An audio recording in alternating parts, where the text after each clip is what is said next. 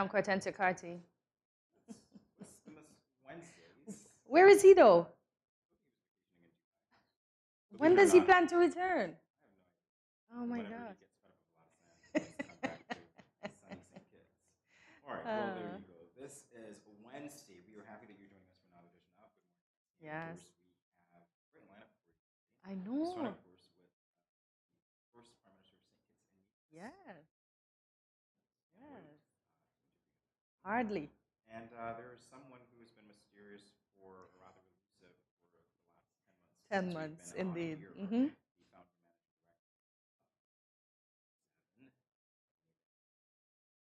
here in the flesh on this side of the camera. Who else do we have, Hortensia? We have Dennis Richards and we also have Diana Mills. So we have a packed show for you today, so you have to stay tuned to find out what we're going to speak to all of the individuals mentioned about. So stay tuned. Definitely so, and it is for the latest in. Indeed. This from SKNIS, all inbound passengers to St. Kitts and Nevis, nationals and non-nationals alike, are required to complete the online immigration and customs electronic declaration form to avoid lengthy processing delays upon arrival at the Robert L. Bradshaw International Airport in St. Kitts and the Vance Amory International Airport in Nevis. Immigration officials report that international travelers spend less time transitioning through the local airports using the online feature at www.knatravelform.kn. However, many incoming passengers do not take advantage of the modern system and often get frustrated having to fill out paper forms upon arrival at the airport. The online entry form was introduced in 2021 to facilitate the paperless entry of arrivals during the COVID-19 pandemic. The COVID-19 entry protocols were waived in August this year by the government, but the online immigration and customs form remain as it is a best practice in many countries internationally. Honorable Marsha Henderson, Minister of Tourism, said, and quote, "It helps with efficiency." This, she stated while addressing the media at the Prime Minister's press conference with cabinet members on Monday, October 17, 2022. She continued, and quote, "It's being done in most jurisdictions. It helps with you getting through the airport quickly instead of having to fill out that small white paper that we all happen to lose," end quote. And she is telling the truth. When I went to Barbados in April, having done that form, it expedited my process, and everybody else was on the corner with their faces long because they didn't do it and they had to fill out the paperwork indeed. So she speaks the truth. Okay, fair enough. Yes. All right, moving on. PS Pastana lauds CDC group of companies for partnering with the Ministry of Education. This from Win Media. Permanent Secretary in the Federal Ministry of Education, Mrs. Lisa Pastana, has lauded the St. Kitts Nevis Anguilla Trading and Development Company, TDC Limited, for partnering with her ministry in its sustained nation-building efforts, including through philanthropy. Mrs. Pastana said, quote, "TDC has been partnering with the Ministry of Education for decades, and students like yourselves have been the recipients of their philanthropic nature, the generous nature, and we want to say a huge thank you to you. This is when people give to us out of a clear case of generosity, so I want to say a huge thanks to TDC," end quote. The education official made the remarks on Saturday, October 15th at an induction ceremony where 8 Warren C. Tyson Memorial Scholarship Program awardees for 2022 and another 8 who were the runners-up were the recipients of this year's TDC Financial Services Academic Excellence Award. So thank you to the partners that continue to ensure that education is key here in St. Kitts and Nevis. We continue now. NCI partners with Rotary Club of Lyamiga in staging Spelling Bee competition. This from SKNIS. Budding Kittian junior wordsmiths desirous of improving their spelling abilities will have a field day on Thursday, October 20th, when the Rotary Club of Lyamiga holds the 16th edition of its annual primary school Spelling Bee competition. Chair of the Services Committee on the board of the Rotary Club of Lyamiga, Mr. Cosbert Wood said, and quote, "As part of our efforts to give back to the community, to work with the children and to empower various groups, The Rotary Club of Lyamiga has been putting on an annual spelling bee competition across the primary schools, end quote. Mr. Woods made the remark on Friday, October 14th, at a short but significant ceremony where he received a check of EC $1,500 from one of the primary school spelling bee 2022 competition's corporate partners, Caribbean National Insurance Company Limited, at the insurance company office in downtown Basse-Terre. After receiving the check from Mr. Floyd Charles, Mr. Wood said, and quote, "This donation will go towards the funding of activities for that spelling bee competition, which will take place on Thursday, October 20th." End quote. It's a great initiative again. Absolutely Education right. is on the rise. Will continue to Yes. be on the rise. All right, we're going to take a look at our weather right now. It's going to be mostly sunny with a high of 86 degrees and a low of 76 degrees Fahrenheit. We'll be back in a moment with more Good Morning SKN.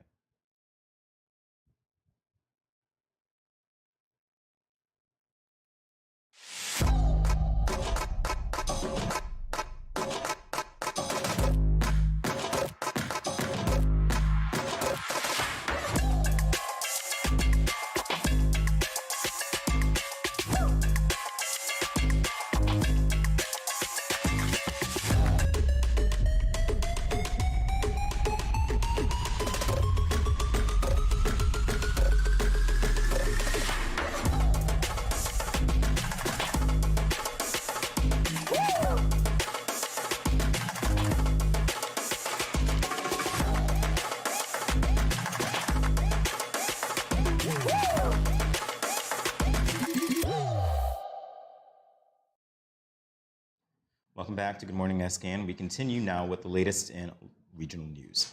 Dominica adopts Tron cryptocurrency. This from Caribbean News Now. The government of Dominica announced that it had reached an agreement with Tron, designated the Tron protocol as the country's national blockchain infrastructure. Tron has secured the government's approval to issue Dominica Coin, DMC, a blockchain-based fan token to promote Dominica's global popularity for its natural heritage and tourist attractions while fostering economic expansion. This deal is the highest level of cooperation between a sovereign state and a blockchain platform, establishing Tron as Dominica's national blockchain infrastructure.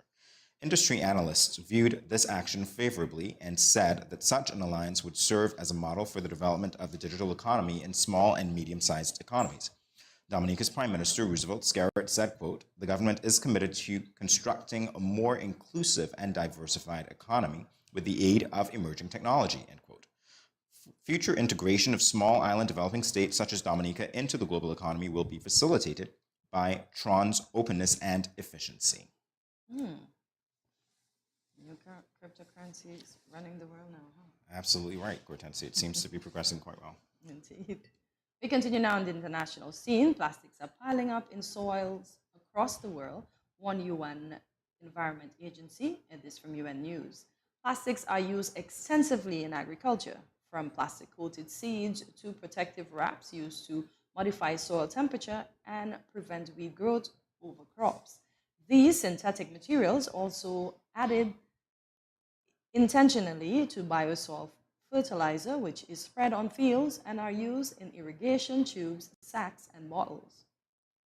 While all these products have helped increase crop yields, there is growing evidence that degraded plastic contaminates the soil and impact biodiversity and soil health.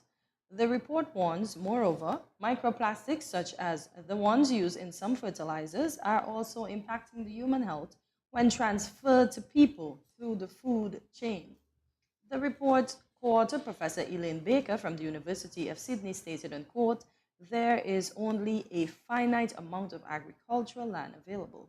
We are starting to understand that the buildup of plastic can have a wide-ranging impact on soil health, biodiversity, and productivity, all of which are vital for food security," end quote. Plastics are dangerous. Although used for good, they're still not healthy for us. No, well, not in this case anyway. Not at all. All right, well, there you have it for the latest for today. We'll be back in a moment with more Good Morning SKN. Up next, our interview with Sir Kennedy Simmons. Stay tuned.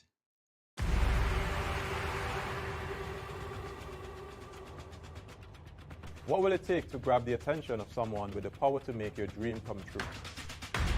7 hopeful entrepreneurs in search of the finances necessary to take their ideas to the next level. This is their lives, right? This is their business. 4 savvy business owners ready to make a pragmatic investment. You can't help people if you can't help yourself. First you make the dollar and you give the dollar.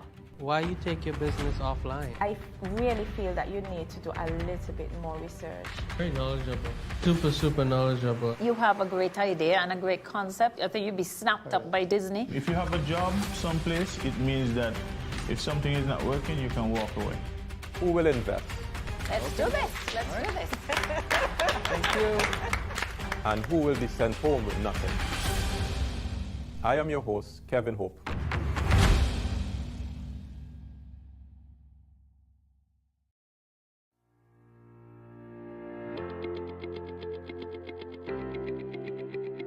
Dreamy Decor specializes in flowers for all events, from birthdays to weddings and any other special occasion. What's a better way to express to the people you love than by providing the finest selection of beautiful flowers and gifts? So when you think of flowers, think of us, Dreamy Decor. These teen boys nowadays get me so upset. I see these teen girls with their big bellies and you want to tell me y'all couldn't protect her and yourself? Come on. Now don't tell me no stupidness about you feel embarrassed about getting a pack of condoms or asking somebody for one. That ain't nothing to be ashamed about. You should be proud that you are making a wise decision, but you still have to abstain from having sex with someone under the age of consent. If your boys are pressuring you to have sex and you don't want to, then don't. You are in charge of your life, not them. I heard another one saying it's sweeter without a condom. But my granny always told me, no glove, no love. So let me tell you something. It's sweeter to have money in your pockets and not have to support a child at that young age. Before I say anything else, the best way to prevent teenage pregnancy is to abstain. In other words, no do it. Let me talk to the big men troubling underage girls. Why you sleeping with your daughter? You not live clean. Your girl at 16 and your daughter at 13.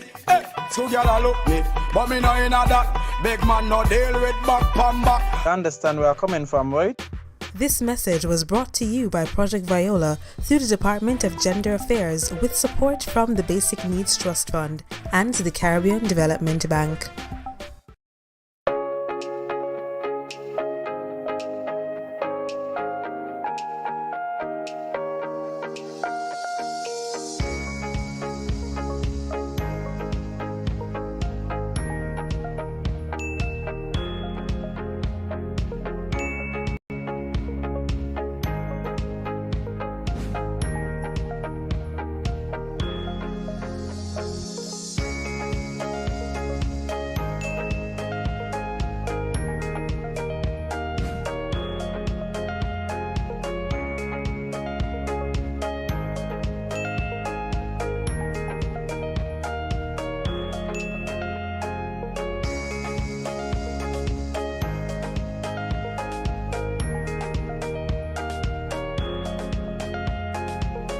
No cash, no card, no problem. Dad, embrace the freedom.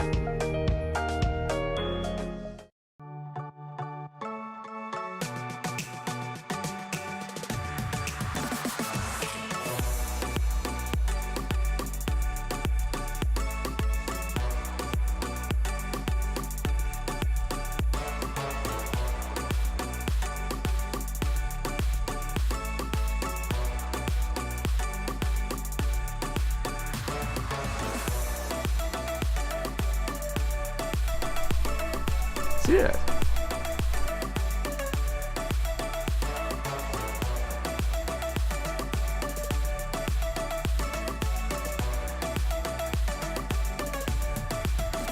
An exotic experience.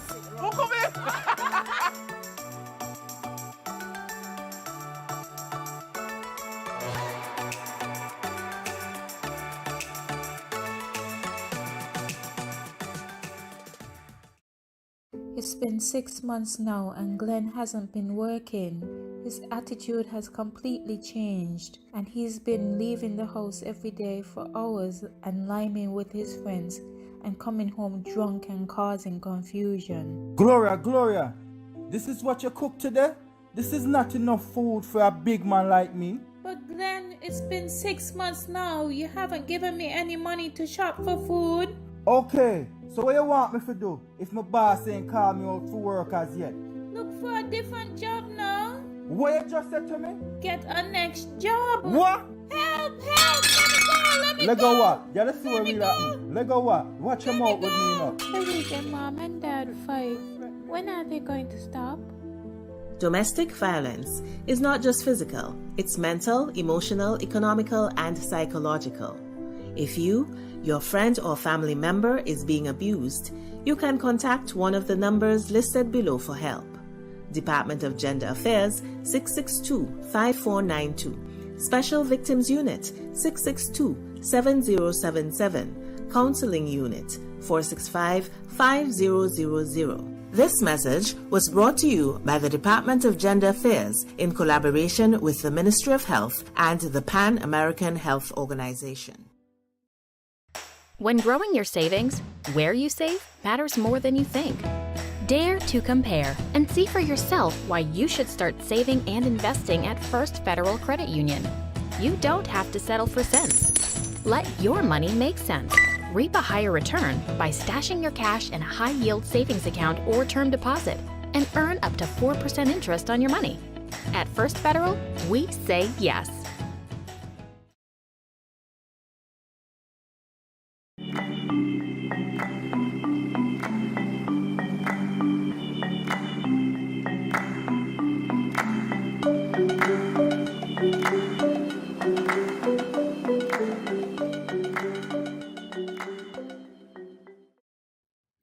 Yesterday, we had the privilege of having the Prime Minister, Dr. the Honorable Terence Drew, with us here on Good Morning SKN.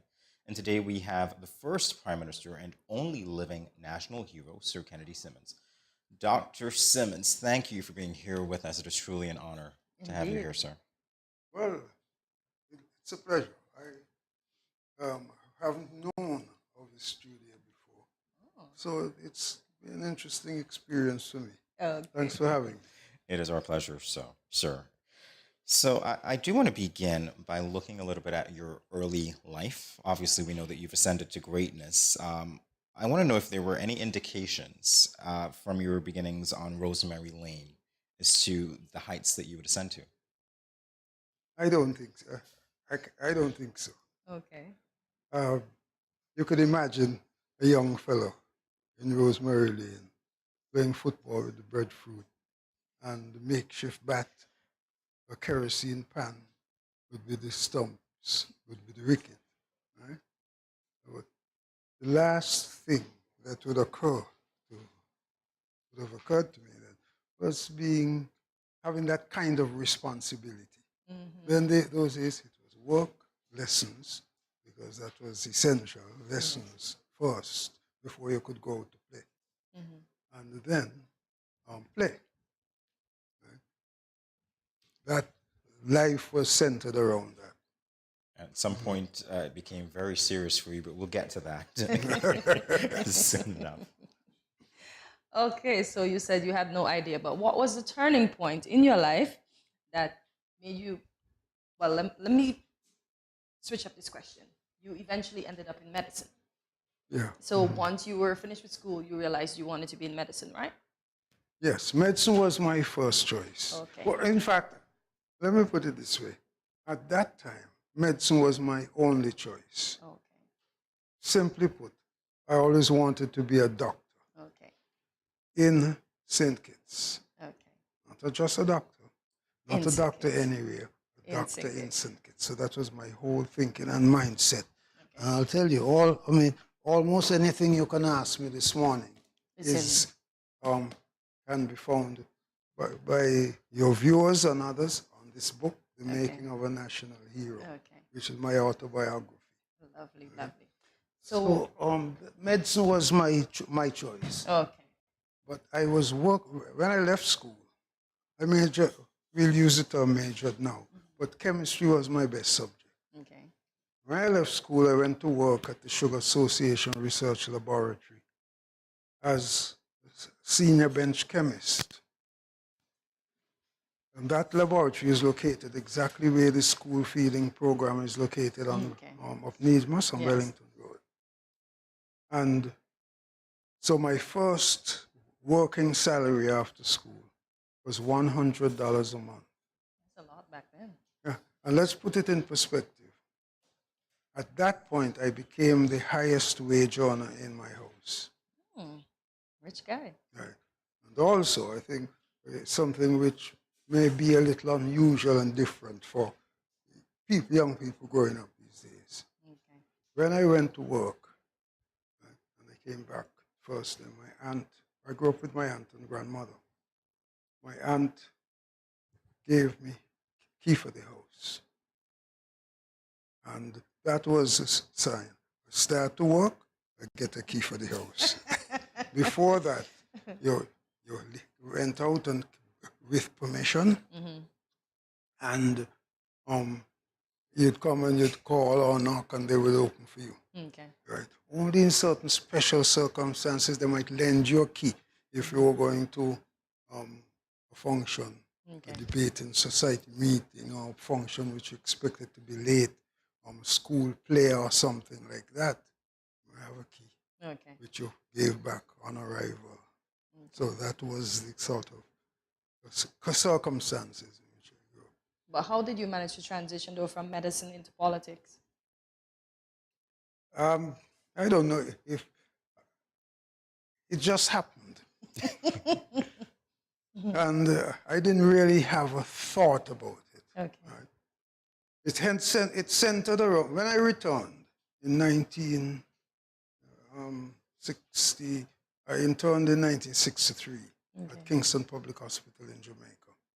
Returned in December 1963 and went to work at Cunningham Hospital almost immediately. Right? Eventually we worked out contract terms and so on. I didn't want to become a civil servant then because I was thinking in terms of working for a while, getting a little money, and then going on and do something, and then coming back and settling. So that was the initial thought, the initial approach. No sooner had I started to work that they sent me off to Anguilla.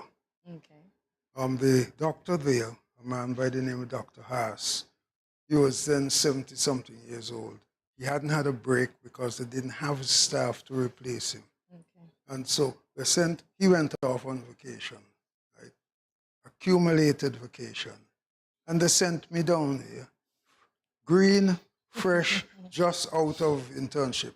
They called me then, when they saw me in Anguilla, they called me the little boy doctor. And I was like a curiosity.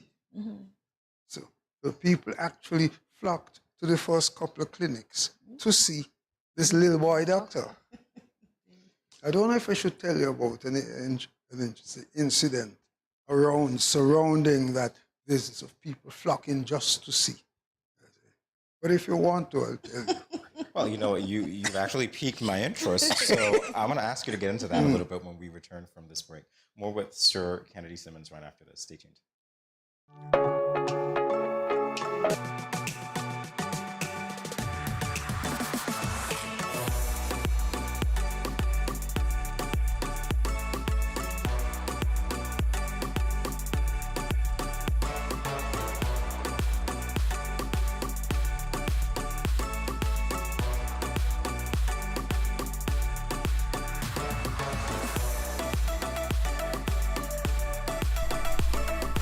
Yeah.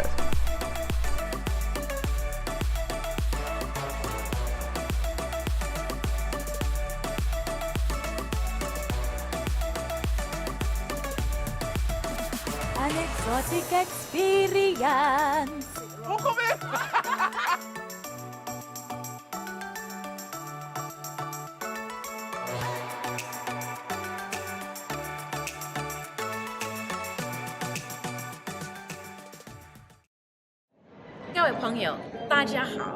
Greetings, my lovely people. I'm Chantel, residing in Taiwan. 12 hours time difference. It's nighttime here, morning time in SK. I'm busy and on the go. However, I always manage to keep up to date with what's happening in SK. All thanks to Good Morning SKN. Good morning SKN. Ciao, bango! Welcome back to Good Morning SKN as we continue our engaging conversation with Dr. Kennedy Simmons. Dr. Simmons, as the first Prime Minister of our Federation and the only living national hero, how do you feel about the progression of our nation thus far? Well, you're tempting me to give a long speech now. I think we've come a long way. Okay. Tremendously long way. And it's been a steady progression against unbelievable odds in the sense that by the time I actually got into government, not just into politics, into government, the sugar industry was for all intents and purposes dead. Yes. We sort of kept it going because there were so many people dependent upon it and so on. But it was virtually dead. Well, after we left office, very shortly afterwards, the last rights were proclaimed upon it. But eventually, of course, we came back into office. And the thing is, it was essential that we just find something else, another way. Right? Well, I think everybody knows now that the Citizenship by Investment Program is the breadbasket of this country. So that we got into that.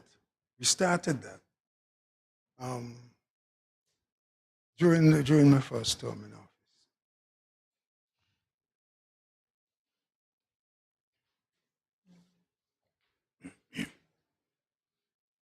All right, sir. Yeah.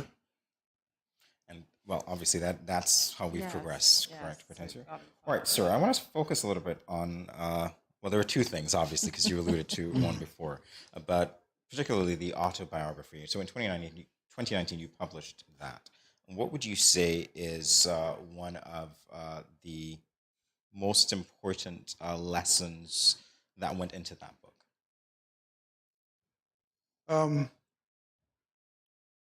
There are few lessons that center basically about the same theme. All right. As I indicate, this book basically I tried to present me as I am. Right? No polish, no anything. Just what you see, what you read about is what you get. And my first early influence, if you just run through them quickly, I went to school, infant school we will call it, preschool. Lady named Miss Matthew up Market Street, just opposite the Salvation Army. Okay. On the west side, there's the first alley on the left. And she kept the school in her house. And so there was a small school, but it was basically an infant school. And that was the first thing. Reading, writing, arithmetic, the basics. But you got to be there on time. Yes. Right? Then you have to do your work and diligently, and she'd be walking around, she gave you something to do. See that you're focused on that. Work time was work time, play time was play time. But that sort of thing was really reinforced when I went to Bastille Boys School and came under the tutelage of a gentleman by the name of Mr. Beach. I'm sure you might have heard of him. And if you haven't heard of him, you will be able to read about him there, because a very prominent judge, late Franklin Adams, gave a eulogy at his funeral, and that I deliberately included that in my book. I mean, this man had a tremendous early effect on my life. When you went to school, you had to be on time. And he used to tell us that he's preparing us for work. In those days, the highest you could expect was 7 standard certificate. A few people went to grammar school. The year that I went, the government offered 3 scholarships. And one was won by Desmond Utley in Sandy Point, another by Joseph Archibald, the late Joseph Archibald, in Baker's Corner, and yours truly, the youngest and smallest of the 3, got the 3rd one. Right? So, but Mr. Beach, I was in 6th standard. Normally he prepared the 7th standard. But he told my aunt, I want you to send this boy in. And so I went, and that was the result. Being able to go to grammar school at that time without a scholarship was, for us, for me, impossible. The cost was $16.80 a term, and we didn't have it. We couldn't afford it back then. Right? So that in a sense gave my start from him as Mr. Beach himself. He said, if you're going to work, you don't arrive. If you arrive on time, you're late. That was his. Well, that's a good philosophy. Huh? That's a good philosophy because things going to happen that keep you back anyway. He said, if you arrive on time, right on time, you're late. He said, you must get there ahead of time, right? And get your books, get whatever you have to do. Be prepared that when that place is opened, at the opening hour, you are ready to work, even though that doesn't happen. So I have to ask you, sir, in terms of these lessons that obviously informed who you are and the type of leader that you've become, when we look at legacies, what do you hope your legacy will be? That's an interesting one. I never really thought seriously about it. I mean, I put everything I can remember here. And yes, one of the most important things to my mind was obviously, now that I think more about it, independence. But prior to independence, the biggest thing was forging that link between St. Kitts and Nevis. I think it might be difficult for persons who weren't around and perhaps who didn't sort of specifically study period to recognize that in 1980, when we contested the election again, having lost in 66, 71, 75. 75 was almost a wipeout. We were devastated after 75. But in 78, Mr. Bradshaw died. He was followed by Mr. Southwell. And the friends, a window of opportunity opened. There was a by-election. And that gave an indication of what was happening. Things were turning a bit. So in 1980, when we got 3 seats here, and some Daniel NRP got all the seats in Nevis, the window of opportunity opened. At that time, Nevis was heading straight for secession. As a matter of fact, I don't know that people appreciate or recognize, and those I remember, that there had been a conference in London about independence under Mr. Moore's government. And I'm trying to use the exact words. It was agreed, subject to the necessary constitutional arrangements, that St. Kitts and Nevis should proceed to independence early in 1980. But 6 months, within 6 months, there must be a referendum for Nevis on the question of Nevis secession. The representatives of Nevis did not agree. It's all in here. Did not agree. Go back to what had happened with Anguilla, where the representatives of Anguilla and the people of Anguilla did not agree with going into statehood together with the rest of the state. So we have history repeating itself now, where Nevis did not agree. So therefore, the manifesto of the NRP at that time under Mr. Daniel was one sentence. It's the most economical manifesto in the history of politics, I think. It was literally a one-sentence manifesto to achieve secession for Nevis at all costs. Well, and then you get up. I always used to go to sleep at election night, so I never hear the result until I got up in the morning. That's interesting. Right? I always did that. But a couple of my colleagues came and woke me up, Dr. Herbert, late Simon Buchanan, came and woke me up. Said the boat was down there and ready. Colin Pereira had his boat, Barracuda. And so we rushed down and went across to Nevis, avoiding the noise and the jamming and that was going on down in Bastille. And we went and we sat down with Mr. Daniel and Mr. Stevens, etc., and the others of his team. And we thrashed out an arrangement to begin with. And I think there's no question they came into it because this was an opportunity to be part of the government and not just fighting against the government. And that was the difference. So being able to forge that link between and to in essence, prevent the breakup of our state. It wasn't yet called the Federation, but to prevent the breakup at that point, right? And that was a stepping stone to be able to go into independence later. So that is an important part of your legacy. Sir, thank you so much. I wish we had more time to discuss it with you, but I do really want to thank you for your presence here today and for this conversation. I do really appreciate it. I'm very happy to have been here and to be engaged in it. Because, you know, I wrote this book. It was very difficult. I tried writing and typing, don't type very well.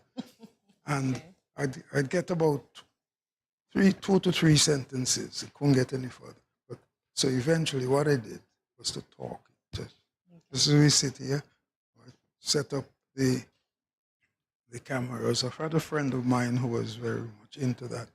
And he helped me set up the cameras, and he'd sit in a corner. Sometimes I look, and he'd be sleeping. But let's talk.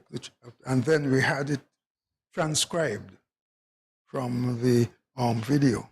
Well, that makes a lot of sense, and I'm really glad that you had the thought of doing that, so that we have this book here from our only living national hero. Sir, it's been a true honor indeed. We'll be back in a moment with more Good Morning SKN, everyone. Stay tuned.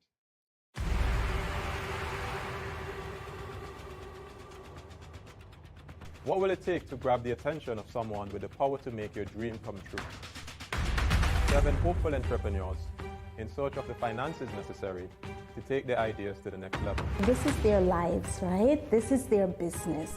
4 savvy business owners ready to make a pragmatic investment. You can't help people if you can't help yourself. First you make the dollar and you give the dollar. Why you take your business offline? I really feel that you need to do a little bit more research. Very knowledgeable. Super knowledgeable. You have a great idea and a great concept. I think you'd be snapped up by Disney. If you have a job someplace, it means that if something is not working, you can walk away. Who will invest? Let's do this. Let's do this. Thank you. And who will be sent home with nothing? I am your host, Kevin Hope.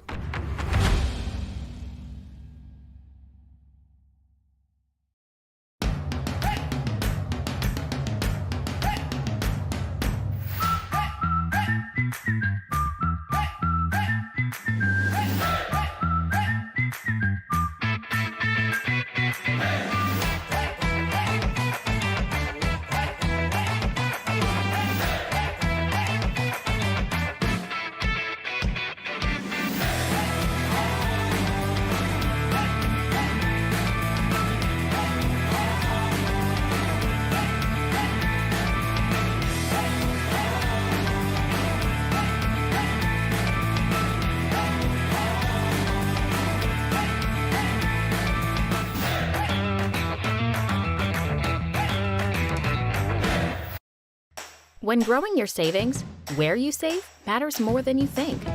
Dare to compare and see for yourself why you should start saving and investing at First Federal Credit Union. You don't have to settle for cents. Let your money make sense.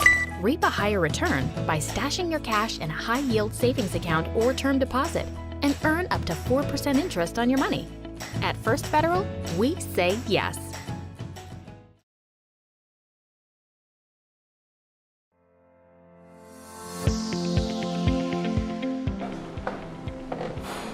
Did you know that there are certain seasonings that contain more salt than you actually need?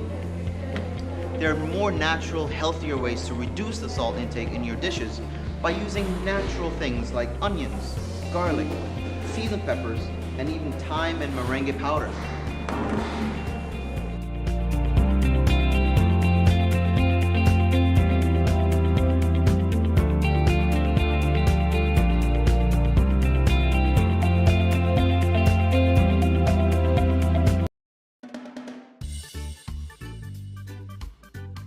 Children, how can you tell a tsunami coming? Teacher me. Sammy? My mother said when uncle jump in the pool and the water spoosh out, that's how you tell a tsunami coming. Settle down, children, settle down. Do you remember our tsunami song? Yes!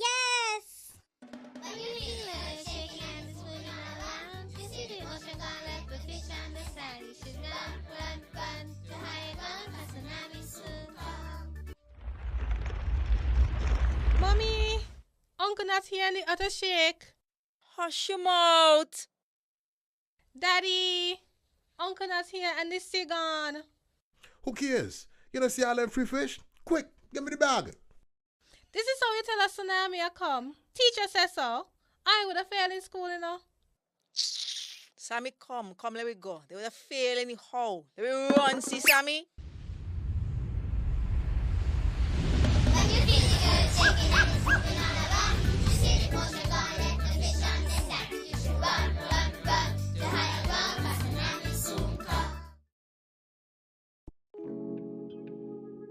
So you mentioned something about a lump.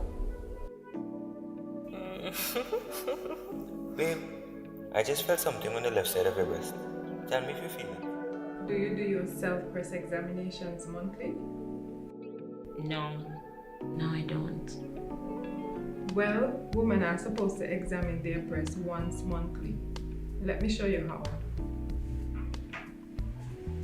When at home, you can check while standing in the shower or while lying down. Simply place a pillow under your right shoulder and your right arm behind your head. Using your left hand, move the pads of your fingers around your right breast, gently covering the entire breast area and armpit. Use light, medium, and firm pressure. Squeeze the nipple and check for discharge and lumps. I did find a lump in the upper left breast. I am not sure what this means. Therefore, I need to refer you to the DMO or you can see your private physician. The doctor is going to examine you and recommend an ultrasound or a mammogram. Listen, not every lump is cancer. 80 to 85% of the time, the lumps found are benign. That means they are non-cancerous. Lumps in the female breast or armpit can be non-cancerous tissue growth or fluid buildup, or a number of things that can present themselves at various times. But sometimes it's a sign of cancer. That is why I am referring you to see the doctor. Okay, nurse. Thanks for your help.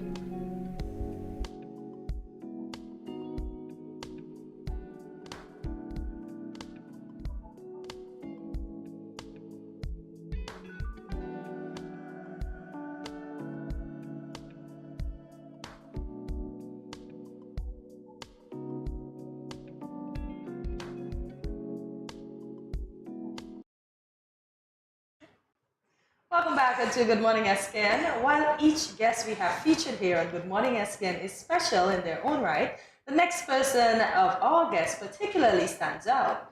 Our production company, Studio 327 Inc., is her brainchild. She is the founder, managing director, and executive producer Allow us to introduce to you Gardenia Destan Richardson to hear how she turned her innovative concept into reality. Good morning, Gardenia, and welcome to the studio of Good Morning SKN. Good morning, Hortensia. Good morning, Jamie. Wow. Finally, Hortensia. How long has it been? I know. Finally, we have Big G in the hot seat. Finally, yes. So here it goes. How long has this concept been brewing in your mind? Honestly, it was literally like in maybe February, March last year when COVID was happening, and then I having to think about how to move from my current life into something different. I'm like, what do I do? What do I do? Because many persons know me as, quote unquote, the AIDS lady, being the former National AIDS Program Coordinator. And, you know, around Christmas and Carnival, I'm out there telling people, protect yourself and do this. And so that was my brand. That's what people knew me as. Following that, I went on to do, you know, consulting in St. Kitts and also in the OECS, etc. And COVID happened, and you're home and you're wondering, okay, what do I do? And I also had this thing about me where I know that I am more than just this journey of what I was doing, HIV and stuff. There was more to me than that. So I'm trying to think, what do I do? What do I do? What do I do? What's my next thing? Started talking to a few persons, and they all were like, you know, you would really do well on TV. I was like, no, I'm not going on TV. Yeah, we know. I will not be the face. No, you should do it. No, I will not do it. And so the thrust was to me be the face of whatever I do, because I do well on TV. People are like, oh, try blogging and this vlogging and this is the new thing. No. But so then I started thinking, and then it happened. Literally, I can remember I'm in my bed one night, and all of a sudden the idea came, and it wouldn't stop. And I pulled out the notebook and I started jotting down, and shows started coming, and the whole thing started coming in my head, and I just couldn't stop it. So yeah, so that literally started like last year, February. And it took you this long to be here with us today. Everybody, I have been 10 begging, months later. literally begging Gardenia to be here. We almost got it done once. Well, the show is not about me. Surgeon is not about me. It's about all of us. They need to know who's behind the brand. Precisely. Thank you Okay. very much, Cortez. Hi, everybody, it's me. Finally, she's not wearing her boss hat today. She's in the hot seat. She's in the hot seat. All right, Gardenia, so let's talk about this. So you had the idea. Obviously, GMSKN was or is the flagship show, the brand of Studio 327. Right. How did that concept come to be? Right. So in thinking about it, to be honest, GMSKN was not the first show or the first idea that came to me. It came on a little bit later, and I'm thinking that was probably around May or so. Again, this notebook is literally filling out with notes, back pages in the corner everywhere. I'm just putting notes on it. And then I thought about having something, a daily something to give to people. Instead of, okay, we create all of these individual shows, which you get a season of, and then that's it. I wanted something for people to be able to be a part of every single day. And I love Good Morning America. I love New Day and all of these other shows. And I know usually, you know, that's what people tend to tune in the morning before they actually get on the go. And even, you know, you're in your office and stuff, and you still spend time watching these things. And I said, you know, perhaps I can mix GMA with New Day, CNN, those kind of concepts, and bring something together that people would want. And then the idea came again in my head, Good Morning SK. And it just stuck, and it just went on like that. So yes. So we know you do not know what Whiskermas is. No, okay, Whiskermas, okay, yes. I did not ask that We know you do not know what Whiskermas is. Okay. But we would like to know, and I know our audience would like to know as well, what the 327 stand for and the dragonfly. Okay. So I'll give you a little bit of backstory very quickly. It was actually on the 3rd of March. Sorry, it was March 27th, sorry. Okay. 2017. Okay. I was on a plane headed to my homeland, St. Lucia. And I just had this feeling that I needed to be doing something else. It was like, you can't keep doing this. You can't keep doing this. You need to do something else. So the 3 was really March 27th. But then when I started thinking of a name for the company, I was like, it had to include a dragonfly. I had to do a dragonfly. And I was like, Dragonfly Studios, and I started playing and using it in French and in our local Creole, Marie Sauce Studios, everything. And it's like, my husband's like, oh, that's a mouthful. Nobody's going to know what Marie Sauce means unless you know this. Yeah. So I started playing because I always wanted to have something about the dragonfly, which I will get to. But I then looked up what the numbers 3 to 7 actually means in numerology. And it was so fitting. 3 means creativity, 2, teamwork, and number 7, perfection, which is exactly what we're aiming for at 3 to 7. So it's a creative organization, group of persons working together as a team to bring about perfection in this industry. Yes. Alrighty, here we go. Sorry. Yes, please. Sorry, if I may, the dragonfly, right. So as a kid growing up in St. Lucia, I saw tons of them. You know, growing up on my grandfather's land, going by the water hole and everything. There were always more, and I mean in colors, the blue, the black, the green and the black, and the orange and the red and the pink, and they were all over. And as a kid, I would look up and I would see those little insects, and I was always mesmerized by them. And every time I saw them, I felt a sense of peace and tranquility. I felt like it was like taking me away, you know, it's like this. And this stayed with me throughout my life, and even as an adult. Anytime I see a dragonfly, it's like, you're gonna be okay. It's gonna be all right. It's gonna be all right. And so this has been associated as if it's almost my spirit insect. Okay. Yes. Yeah, I know. I've heard the story before, so I apologize for preempting it. I got the rundown, believe it or not. And I cannot mistake, please don't mistake the dragonfly for a firefly. Yes, it's not a firefly, and they're harmless, okay? They do not bite, they do not stick. So please, when you see them, do not try to kill them, okay? Yeah, they're sweet Love hearts. them, yes. All right, here we go. All right, so what did you look for when assembling the team? Right, and that was that's a very good question. Because I have this idea in my head, and I came to the realization that I'm not going to be the person doing this. Like I said, I'm not going to be the one in the front or anything.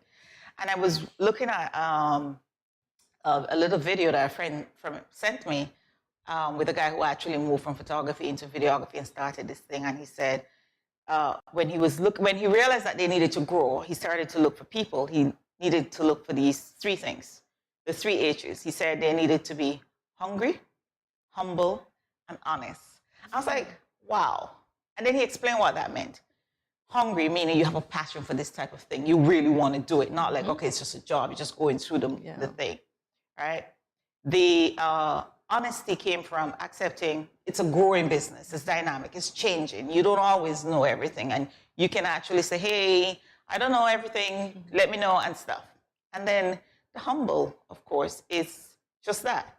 To be at the point where you recognize this is not about you. It's about a team effort. You can't do it on your own. And so when I thought about my team, this is what I wanted. And they would tell you in my initial meetings with them and stuff, I said this. I said that I'm looking for a team with those 3 H's. And I also remember saying at a meeting that this was a very scary journey. And I literally said, I'm really, really scared. And one of them said to me, she said, we will all be scared with you. And that touched me. And I was like, perfect. She is a perfect asset to the team of Studio 3 to 7. Are you scared, Cortensi? No. Okay, great. Well, we haven't gotten to the best questions yet, so maybe you'll be scared on the other side of this break. We'll be back in a moment with Gardenia Destang Richardson. Okay.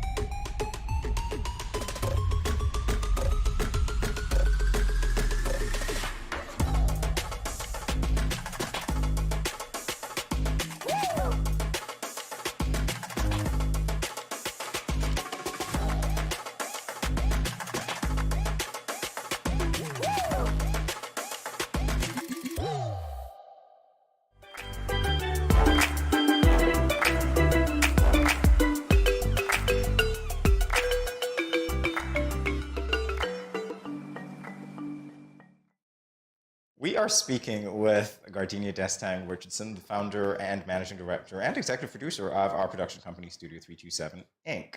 Wow, I cannot believe we actually have the honor of having you on this side of the camera, Gardenia, finally. All right, so let's talk. Yes, and I'm not whispering in your ear or something. Usually, right, exactly. Thank you for reminding me. Absolutely right. Yeah. What were some of the challenges that you faced as you prepared to launch Studio 327 Inc.?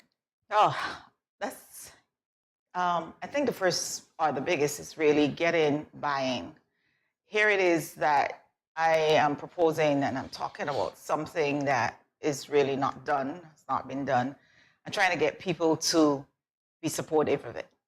And you have some persons that be like, okay, yeah, this is a really good idea, you should do it. And then others will be like, really? You really want to go that big? And you really want to do this? And you think this and you think that, the more cautious ones. And even now, as we plan to expand and grow, you still have the challenge of getting that buy-in from even companies, saying, let me wait and see. Let's see how the studio performs. Let's see what type of production you come up with before we can actually support you. We watch our Netflix and all of the other programs, which are all great, and I'm okay with that. But, it's kind of like hard getting support for your own. Okay, so that's one of the biggest challenges that I've had in doing this. And then the reality is, this is a beast. Right? This is a beast that eats often, and you have to feed it. And we've been giving it breakfast, and now it wants snacks, and it wants lunch and dinner and snack again. It's like a child, Gardenia. It's like a child. Right? Yeah, so it's a beast that you have to constantly keep feeding. And of course, to feed it, you need resources. And I'm not just talking about financial resources. You're talking about people and expertise to make this grow and to become something more. And to become a full-fledged television studio where we're providing all types of local programs. So there's this new show in town, Let's Do This, that is also now on Pavilion Plus. How proud are you? And this show is in collaboration with Moent and Studio 327. Tell us about it. Right. So Let's Do This is our Shark Tank version. The idea is to give people something that is enticing and engaging and exciting, and also to provide the entrepreneurs the opportunity of having real opportunities, to meet with investors. It's not, they really get those things, people. It's not like, okay, this is not fake. It's not all scripted or anything. So the investors are really providing what they say that they will do, and perhaps even more. So Let's Do This, as I said, was our idea of a business show. So when we first started, I went and I had a conversation with Moent, who at the time was thinking about starting their own television station, which was launched last July. So we had a conversation, myself and the permanent secretary, Ms. Cheryl Ann Pemberton, sometime I think around April last year. Literally, this is how long we've been talking about Let's Do This, and some of the programs that we will be rolling out that the ministry might be able to support. And she was like, yeah, we wanted to do something like this also. We wanted to have, and I was like, okay, well, here it is, we have it. And so that's how Let's Do This came about. What about the other productions? Right. So we're not limited to GMSKN, and certainly not just our reality television show of Let's Do This. We have lots of shows coming on board. Because as I said before, our intention is to provide all types of local content for children, teenagers, older people, comedies, dramas, movies, yes. Yeah, game shows. We really want to be your local content provider. We want to, when I say we, as in Studio 327, it doesn't mean that it's just the staff. We are open to persons calling us and saying, hey, I have a great idea for a show. I have this, I have that. How can we talk? How can we collaborate? How can we work together? So we're open to content providers. And that's really one of the reasons why we created Studio 327, was to provide a platform for content providers to, to have something to use their skills and to apply their trade, etc. So feel free to call us and to have a conversation with us about, content that you may have that you would like to have produced. So that's it. So we have all types of shows coming on board.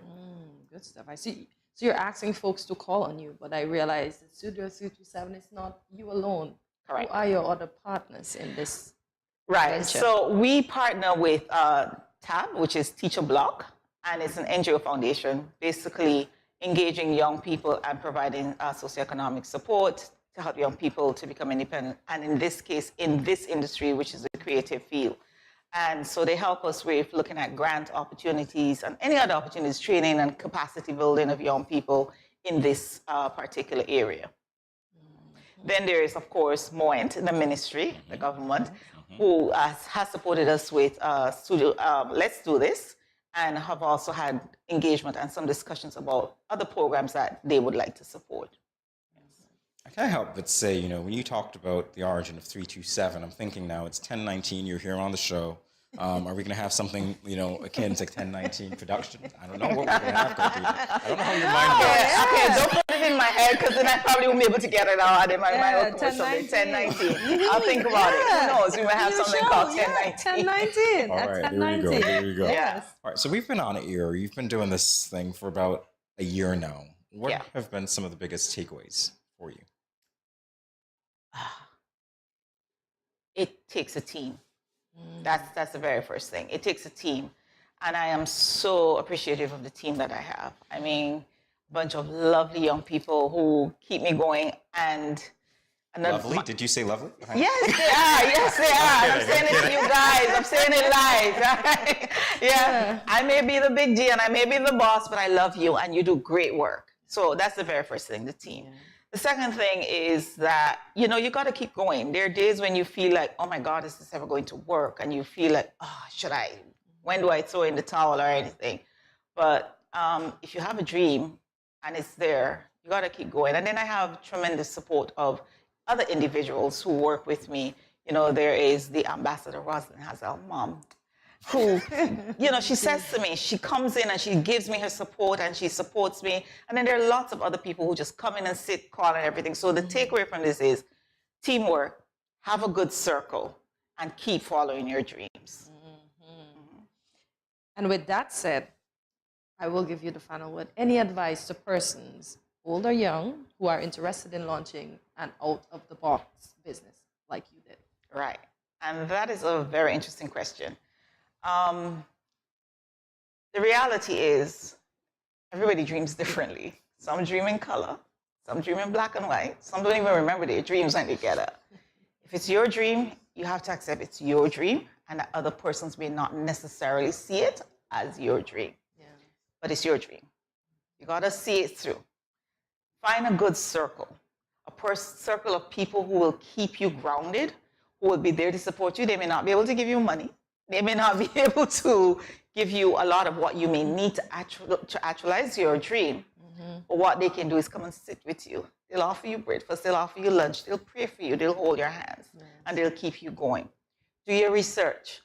It's great to have the dream and the idea, but then you got to do the work. So you got to do some research. You got to find out, what's the environment like? Is this something that people are interested in, and how much can I really make out of this?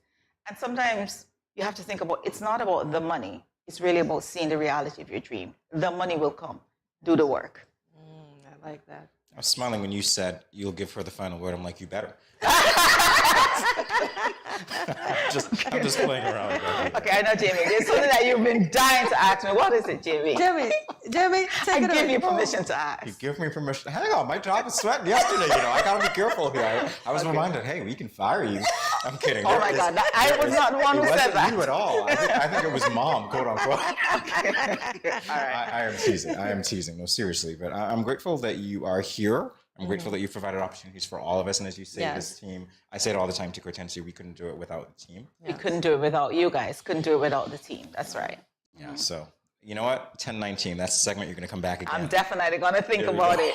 Yes, I'm going to think about it. 1019. All right. Yes. It's been our pleasure, Gardenia. Thanks again for doing this. And it's been 9, finally. Finally. Come again sometime. Right. Come again sometime. Okay. In my official capacity or as guest? I don't know. I'm liking the boss lady hat being left on the other side of the building, a little bit. Okay. All right, a little bit too much. All right. We'll be back in a moment with more Good Morning SKN. Stay tuned.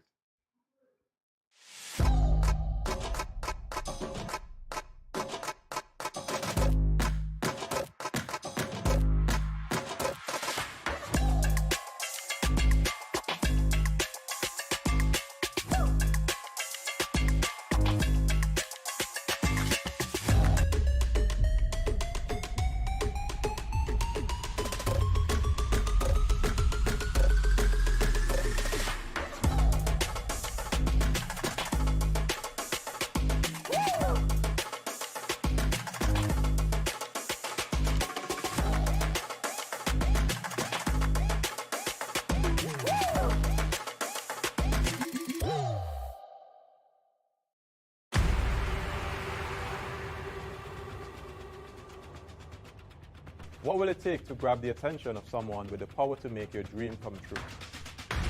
7 hopeful entrepreneurs in search of the finances necessary to take their ideas to the next level. This is their lives, right? This is their business. 4 savvy business owners ready to make a pragmatic investment. You can't help people if you can't help yourself. First you make the dollar and you give the dollar. Why you take your business offline? I really feel that you need to do a little bit more research. Very knowledgeable. Super knowledgeable. You have a great idea and a great concept. I think you'd be snapped up by Disney. If you have a job someplace, it means that if something is not working, you can walk away. Who will invest? Let's do this. Let's do this. Thank you. And who will be sent home with nothing? I am your host, Kevin Hope.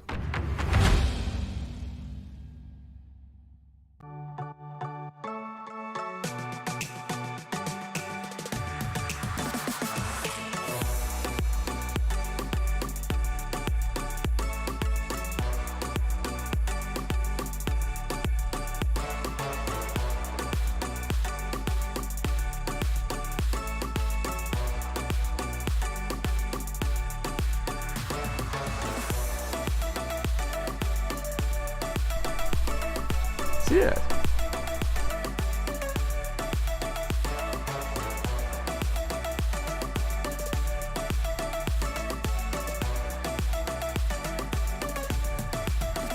An exotic experience.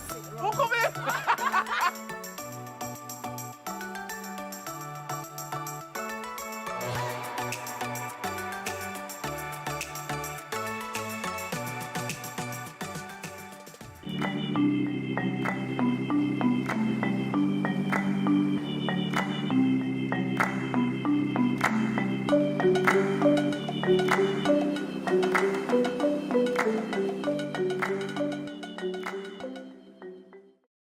Vibrant, yeah. Well, it's time for a quiz because we're going to ask you if you can guess what time it is, right? We're looking, 'cause we it is need- time for Black Legend Wednesdays.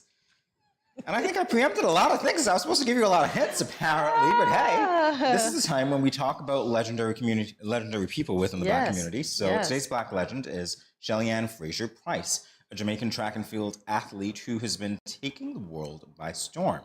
Do you keep up to date with track and field activities? No, not really, but I know who she is. You cannot miss who she is, and a few others are. Because they're talked about, even if you're not paying attention, you'll know who they are. Yeah, but I don't keep up. Do you? Well, you know what? I've heard that's the a name. no. The face is what surprises me. But yeah, I figured it was a track and field star. So we're going to find out more about her now. Yes. So let's see. So you know who she is. You don't really keep up with her, but you know who she is. Is there anything fascinating about her that you know about? That she is the second fastest. She has the second fastest time in the world. And do you know who has the first fastest? Flojo. You remember Flojo with the long nails? That's why I feel now Sha'Carri Richardson is trying to emulate Flojo with the long nails and well, I think that was Flojo's hair. No pun intended, but yeah, Flojo. Flojo. Yeah. Although Shelly-Ann Fraser-Price is the fastest woman right now in the world. All right. Well, you know what? If you guys who are watching us know anything fascinating about her, you can let us know in the comments what it is that you know, and we'll see if it comes up on the list that we're going to go through in a very short supply. All right, so let's talk about her background. Shelly-Ann Fraser was born to Orion Fraser and Maxine Simpson in the inner city community of Waterhouse in Kingston.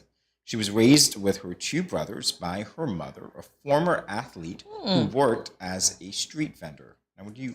Humble beginnings. Precisely, and it's almost like there is a legacy, so to speak, because you know the mother was an athlete.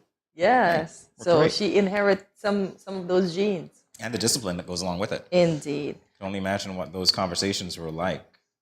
I know. Or are like. Yes. You know? Work hard and you'll get far. Don't end up like me. You know how the long-time mothers say that. Her education. She started running barefoot while in primary school at the tender age of 10. Known for her bold hairstyle, Fraser-Price became the first woman to win 5 titles in an individual discipline after she won the 100 meters race at the World Athletics Championship in Oregon, USA. I think the people who ran in primary school, particularly around her age, or maybe even a bit older, would have those memories of running barefoot. And that's my thing, Jamie, the other day. Honestly, I sat down, even before this all come into being. As I said, the universe worked with me. And I said, our coach allowed us to run barefoot. Jamie's all kind of things in those grass.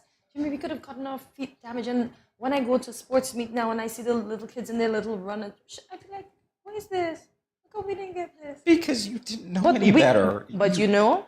You do better now. Exactly. But you know, we put our everything into it, running barefoot.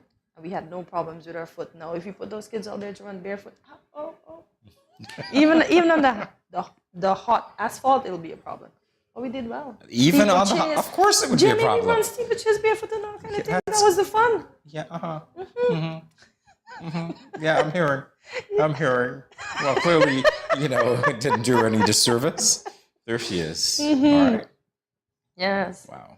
And she broke more records after the birth of her son in 2017. Imagine that. All right, maybe we'll get to some of that. So, in terms of her education, throughout her time at the Wolmer's High School for Girls, she was uncertain about pursuing a career in track and field. However, she was active on the youth athletics scene, competing in the famous inter-secondary schools boys and girls championships, known locally as champs, and winning bronze in the 100 meters at age 16. I wonder what her time was for that. You mean at age 16? Yeah. Okay. Because I know initially she started running the 100 meters at 11, I think it's 11.53 seconds, and now she's up to 10.68. Okay, great. So she's constantly improving. Great improvement. Yeah. And I think the record that she holds, that she broke at least 6 or 7 times, is 10.70 seconds. Oh, great. Yeah. Great. Flojo was 10.5 something. Yeah.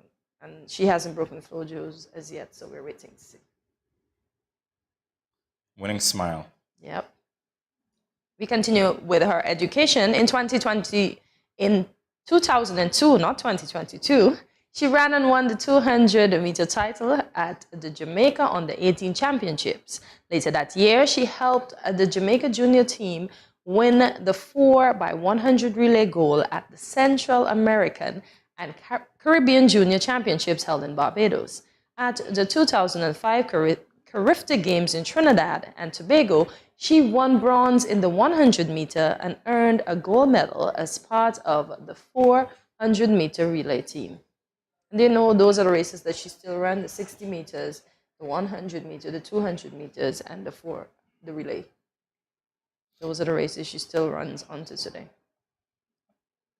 I don't know. I'm distracted by the hairstyle. I got to be honest. It changes. Yes, of course. That's why I tell you. If you don't necessarily have to see her to know her. Because once you pass by and you glimpse, just like Sha'Carri, they have this bright hair. Helen Thompson-Herrera, that's an ex-Jamaican runner, too. The bright hair, the tattoos, their looks. You have to see them, even if you don't want to see them. Their hairstyle is changing, yeah. Like our very own Amaya Clark. See, she had the red braids that we'll forever remember. Yeah. In 2006, Fraser-Price started attending the University of Technology, Jamaica, where she met Stephen Francis. At the time, Francis was the head coach at the MVP Track Club and had guided the career of former 100-meter world record holder Asafa Powell. Ooh, that is it. Jamie, what have you noticed about Jamaica? Let's see, Hortensia. They're Blue Mountains. I'm kidding. Not the coffee at all. But they produce the really most athletes. Yeah. Really great And athletes. I think, wasn't Jamaica the first Caribbean island to have the bobsled team? That they even have the movie? Sanka, you're dead? Yeah, Don't remind me. But Jamaica is just good at that. And I always watch Jamaica has the best athletes. They have the whitest smile. And to me, they have the friendliest people. What you see is what you get. Because I've been there, I've dealt with them, so I know for sure. Yeah. So did you know, despite encouragement from peers and coaches, Fraser-Price was unfocused as a young athlete? We would have never known. She admitted to being lazy, always late for training, and would not complete her workouts for fear that she would become too muscular. The fear of all women. We do not want to be too muscular. Hey, sounds like good reasons to me. Yeah. I'm kidding. But we want... I'm going to get you in. See this one? Do you see this weave? You couldn't guess this was her, right? Had you seen her? So from the black braids to this to the other weaves. And she has colorful nails too. Did you just say weave on live television? But it is a weave. Welcome to the club. All right. It's a good weave. A very good weave for somebody that's running. You see how nice and nicely laid and curled that is? Yeah. I wish to have some of her arms. I wouldn't mind getting too muscular now. Interesting stuff. Yes. All right. So in terms of her career, Fraser-Price began to achieve success on the senior national and international stages in 2007. At age 20, she was 5th in the 100 meters at the Jamaican National Senior Championships in June, setting a new personal best. Hoping to gain experience at an international level, she made her debut on the European Athletics Circuit in July and saw promising results. I just had a thought. Maybe for one of our Caribbean connections, we can see if we can get Shelly-Ann Fraser-Price to come on and really tell us how she did it. No, you're putting it into the universe. Into the universe, I put it. Shelly-Ann Fraser-Price, if you're listening, come on down. You never know what she'll win, right? I know. Well, she's winning races already, so that's, yes, I suppose, sufficient. Indeed. See, different hairstyle. Well laid, too. This one's not neutral, black. To me, this whole thing is about discipline, to be honest with you, because you have to be very disciplined to be that accomplished. In anything, you realize that. Anything in life, because you have to do your workouts, you have to have the physique to gain the speed, you have to eat right, your mind has to be on the right track. And as she said, she was lazy until she took it serious. Imagine if she took that serious from way back when, how far she would have gone. But we all have a path to walk, so. Yes. Yeah. Indeed. Indeed. We continue with her career. Fraser-Price broke through in 2008 was sudden. Her breakthrough in 2008 was sudden and unexpected. Beginning with her first Olympic win in 2008, she had been at the forefront of a booming sprint rivalry between Jamaica and the United States. At the Beijing Olympics, Jamaica captured 5 of the possible 6 gold medals in sprints, with her and Campbell Brown winning the 100 meters and 200 meters respectively. I remember that year. All right, so that was a showing. Yeah. Remember that? See this here, Jamie? Pink.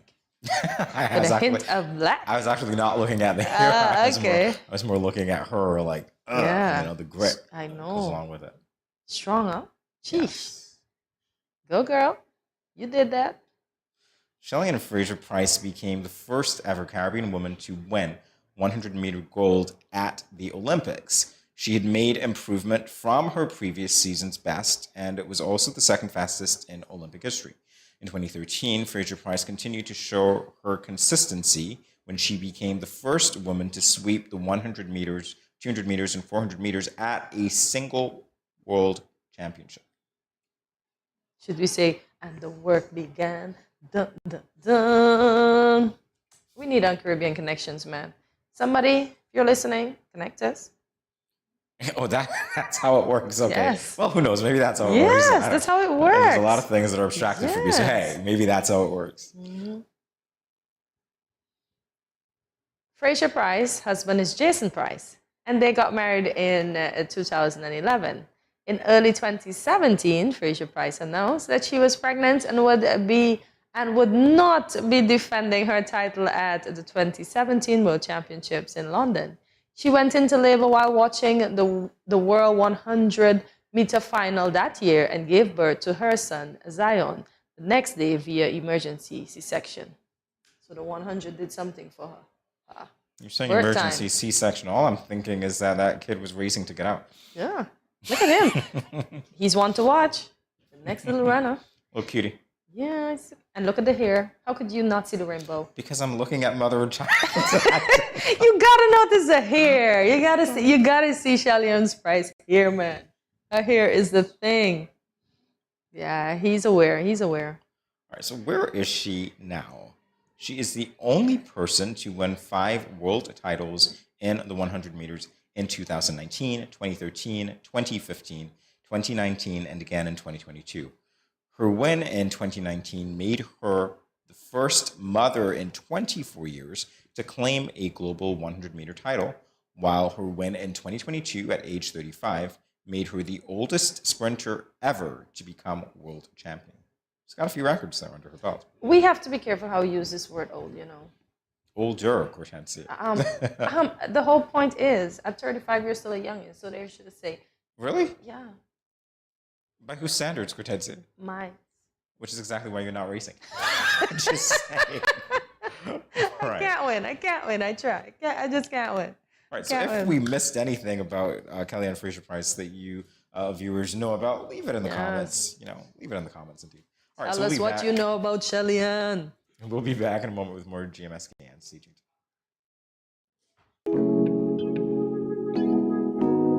Good afternoon. And to what do I owe the pleasure of your visit today? Good afternoon. After finding a lump, I visited the health center to see the nurse, and she found a lump as well. Doc, do you think this is the big C? I shouldn't have cancer.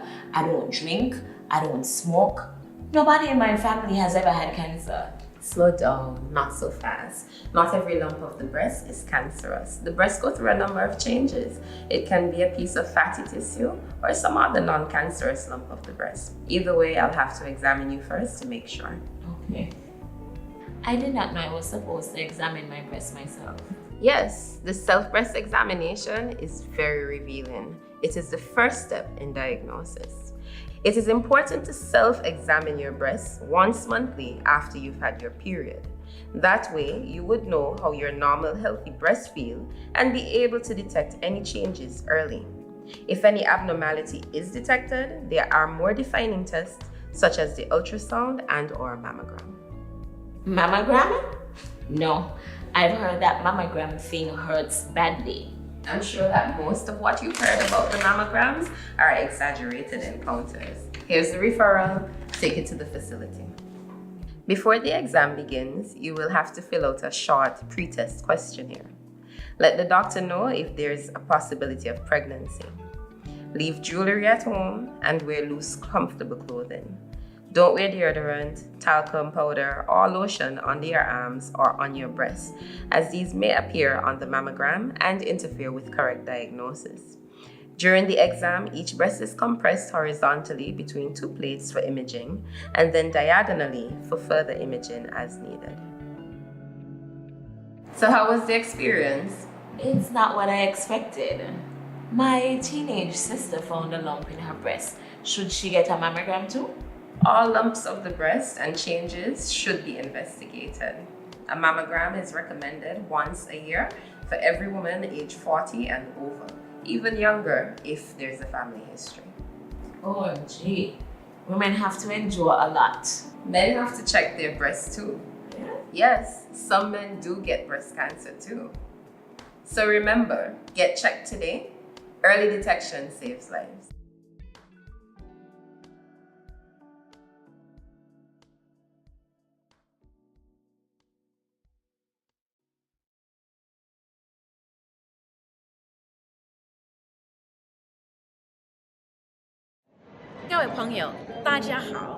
Greetings, my lovely people. I'm Chantel, residing in Taiwan. 12 hours time difference. It's nighttime here, morning time in SK. I'm busy and on the go. However, I always manage to keep up to date with what's happening in SK. All thanks to Good Morning SKN. Good morning SKN. Ciao, bango! It's been 6 months now and Glenn hasn't been working. His attitude has completely changed and he's been leaving the house every day for hours and liming with his friends and coming home drunk and causing confusion. Gloria, this is what you cooked today? This is not enough food for a big man like me. But Glenn, it's been 6 months now. You haven't given me any money to shop for food. Okay, so what you want me to do if my boss ain't called me out for work as yet? Look for a different job now. What you just said to me? Get a next job. What? Help! Let me go! Let go what? Yeah, let's see what really happened. Let go what? Watch them out with me now. The weekend mom and dad fight. When are they going to stop? Domestic violence is not just physical, it's mental, emotional, economical, and psychological. If you, your friend or family member is being abused, you can contact one of the numbers listed below for help. Department of Gender Affairs 662-5492, Special Victims Unit 662-7077, Counseling Unit 465-5000. This message was brought to you by the Department of Gender Affairs in collaboration with the Ministry of Health and the Pan American Health Organization.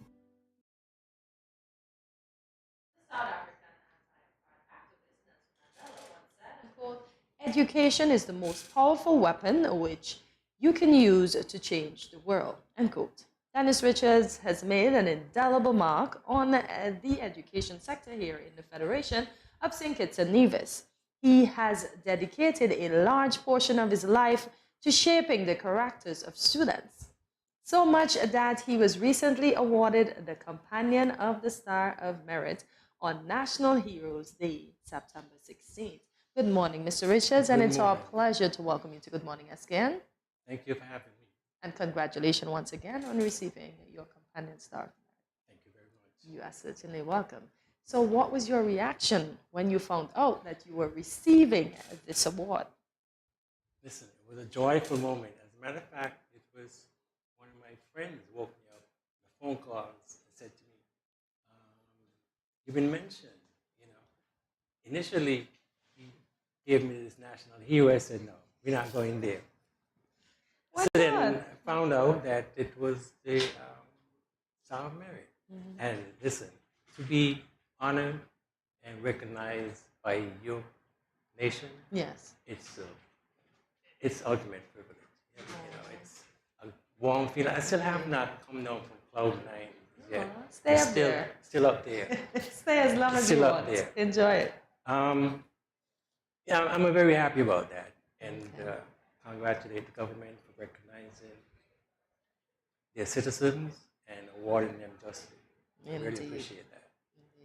All right, so let's talk about your time in education, obviously. How long have you been working in education, and what were some of the most memorable experiences that you have to date?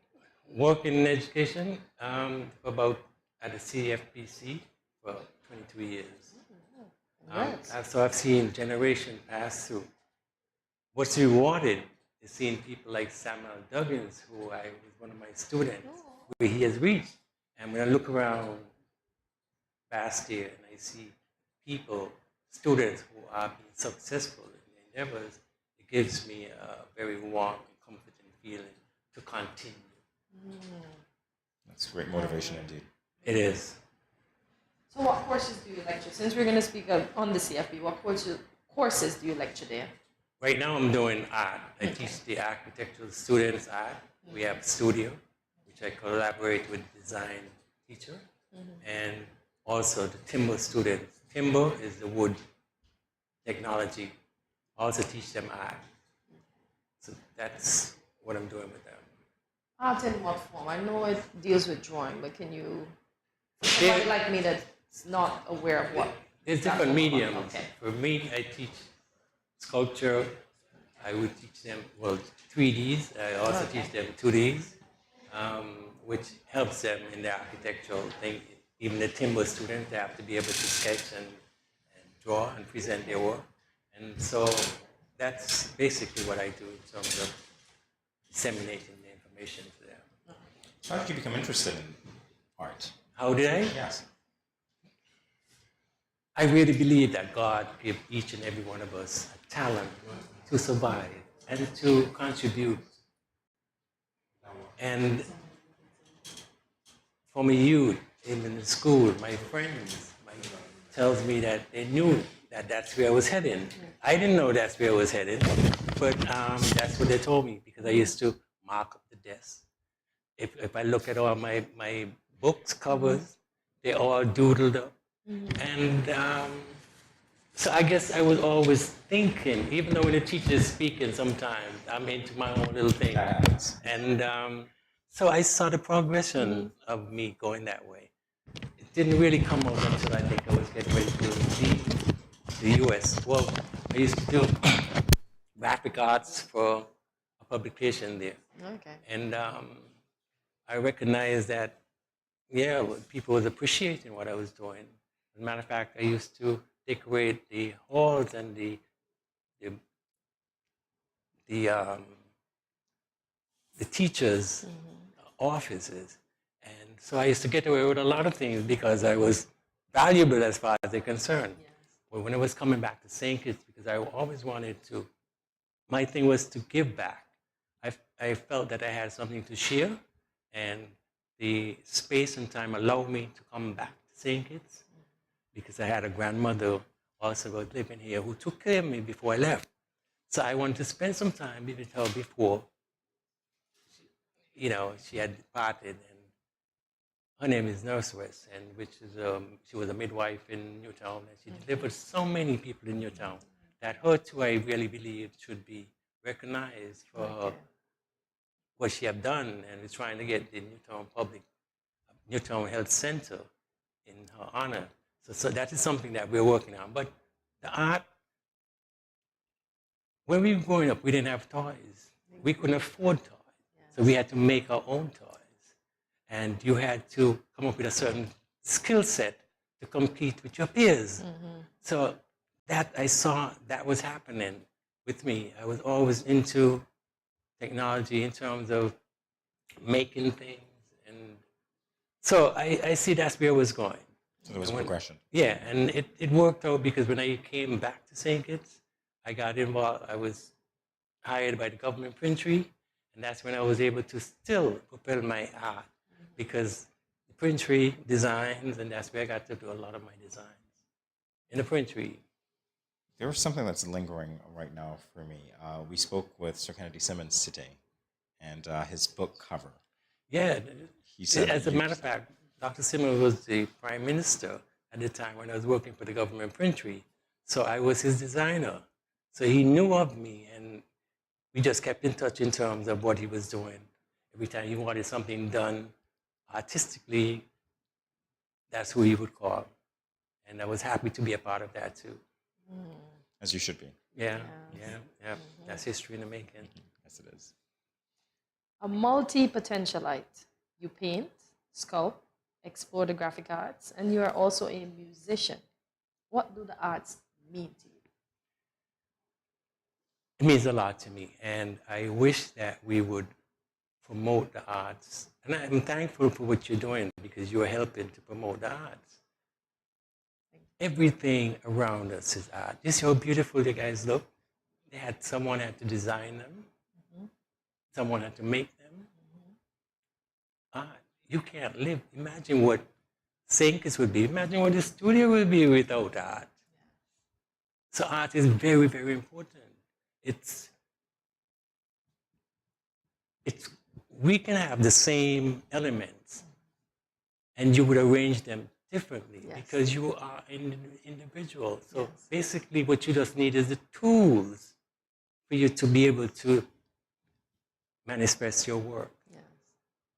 So art is very, very important, and I think that we really should invest more in the art because if we're into tourism, what does the tourist look for? They look for what the individual have to offer.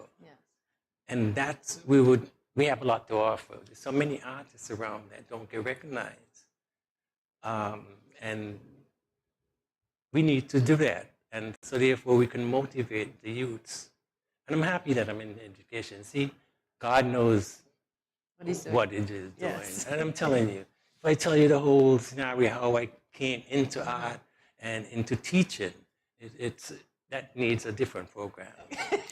We're going to take you up on that because I sense that there is some information there that would be rich, It needs, All right, I'm going to throw a name out, and you're going to tell us a story. Oprah Winfrey. I'll give you a year in 1992. Let me lead you up to that. There was the Venezuelans had an institute in Greenland. And they used to bring in lecturers to teach different areas. And one of them was pastel. And, all the top artists went to that particular. They were interested, and they went to that. Now, after you have a lesson, you're expected to present. And I was a little hesitant because what was given to me was for me to draw something by observation, using pastels. So two different. Remember, I was really into abstract, expressing my own thoughts. Here is that you have to draw something, and you have to use a medium that you're not familiar with. And then you remember I told you that we're going to be competing, not competing, but showcasing. I started to pull out of that. And then I said, you know what? My dad used to tell me, son, do your best and leave the rest. You only could do your best. Yes. And so therefore, I took a shot of it. And it was amazing that when Oprah came to the exhibition that was being aired on Spencer Cameron Art Gallery, that's the one that she wanted. You see? You see, she's not supposed to quit. Can't give up. That's the one that she wanted. And so, you know, I was, there you go. So Oprah was in St. Kitts? See? Yeah. I See? never knew. I'm signing hers. She's styling. She's, Yes. yeah. She's proud of the painting. There she go. Yeah. There she Did go. that impact your career in any way, do you think? Yes, it did impact my career. And another piece that I'm, you know, proud of, besides her, it's the central bank logo. And It's you. Yeah, as a matter of fact, I was invited for an interview because they're commemorating the 40th anniversary. And I also, there's a stamp competition, which I entered. So I received the acceptance of that, and they told me that they would like to interview me in terms of my contribution towards development of. But that was my thing. I always wanted to contribute towards development of St. Kitts, and that's one of the reasons that I came back to St. Kitts. Because St. Kitts at the time I see was developing, and you need developers, and you need people who have been out there and understand certain things to be able to come and give back. And I've been able to do that. So like I said, God is a good God. He knew exactly what you want. And sometimes people says, you know, it's long overdue. But listen, everything work, the time is important. Timing is important. Because I said, maybe if I was given the award 5 years ago, it may not have had the different attributes to it. It might have been just in one area. Yes. But it was seen at this particular time that it was in these areas. So I'm thankful. Again, as you should be, honestly. I sense so much humility coming from you and a heart, like a spirit of contributing to our development. Yes. And that's authentic, and I do appreciate that. So. Yes. If you look at a lot of my paintings, they represent St. Kitts. You know, even my T-shirt design, it says hooked on Sugar City, which I'm really hooked on Sugar City. So any parting words for our viewing audience? Yes, as a matter of fact, I'm in the process of doing a book.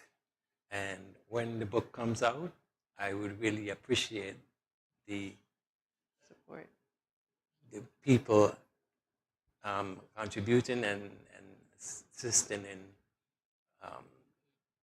the book, which would continue to excel the arts and promote the arts. And I always says, if your son or daughter is interested in the art, you need to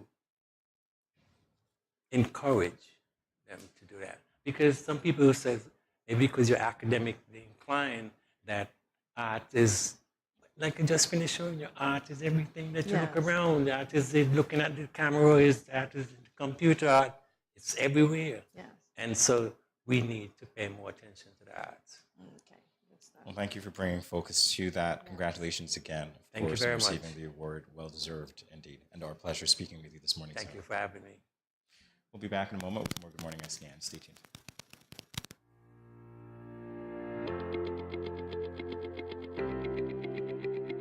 Dreamy Decor specializes in flowers for all events, from birthdays to weddings and any other special occasion. What's a better way to express to the people you love than by providing the finest selection of beautiful flowers and gifts? So when you think of flowers, think of us, Dreamy Decor.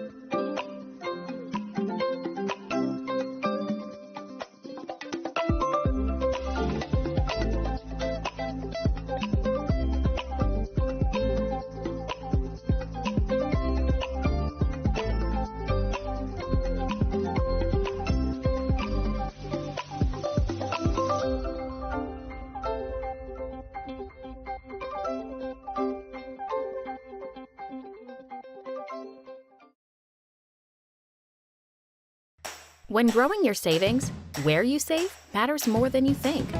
Dare to compare and see for yourself why you should start saving and investing at First Federal Credit Union. You don't have to settle for cents. Let your money make sense. Reap a higher return by stashing your cash in a high-yield savings account or term deposit and earn up to 4% interest on your money. At First Federal, we say yes.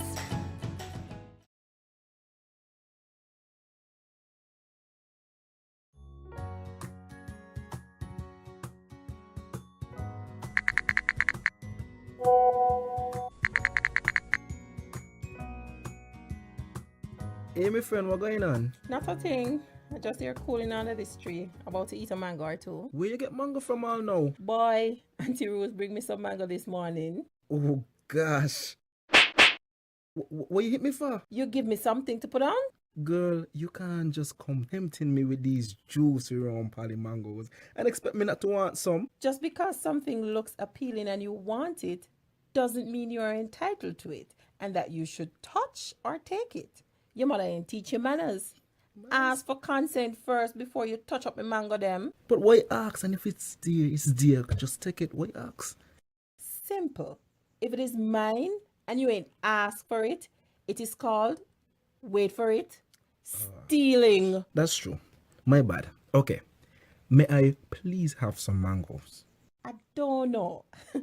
After that spectacle, I ain't sure I want to give you any. You see that? But I ask. Just because you ask doesn't mean I have to give. It is still my mangoes. So what you tell me ask for then? Because consent is everything. Had you asked first, I would have been more inclined to give you one. And just because you ask doesn't mean I have to give you. You got it? Okay, I got it. Now, may I please have some mangoes? Only because you're my friend and I like you. But that still don't mean you're entitled to it. Okay, I get it. I get it. Good. Don't leave your mango skin on the ground, eh?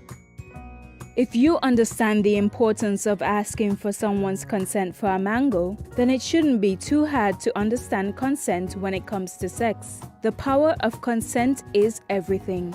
Ask first. If you or a friend has been sexually assaulted, please call 465-5000 for the counseling center. This message was brought to you by No Judgment SKN and sponsored by the Basic Needs Trust Fund, the Department of Gender Affairs, and the Caribbean Development Bank.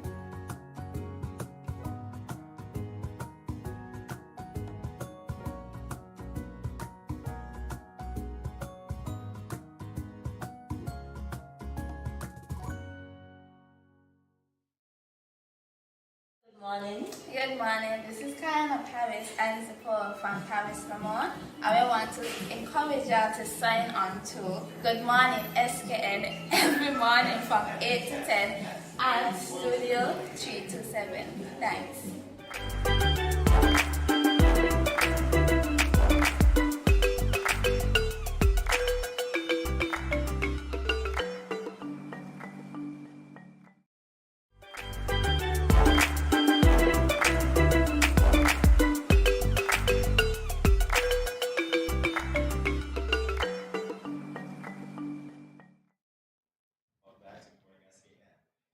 Officers are responsible for maintaining public order and safety, enforcing the law, and preventing, detecting, and investigating criminal activity. Each year in September, there's a day set aside to recognize and celebrate the contribution of women police officers. Today, we have Superintendent Diana Mills of the Royal St. Christopher and Nevis Police Force. She joins us to share her journey as a female police officer who has attained the rank of superintendent. Welcome, Superintendent, to Good Morning SKN. Good morning. Thank you for having me. You're welcome. It is our pleasure indeed. How long have you been in the police force? 35 years.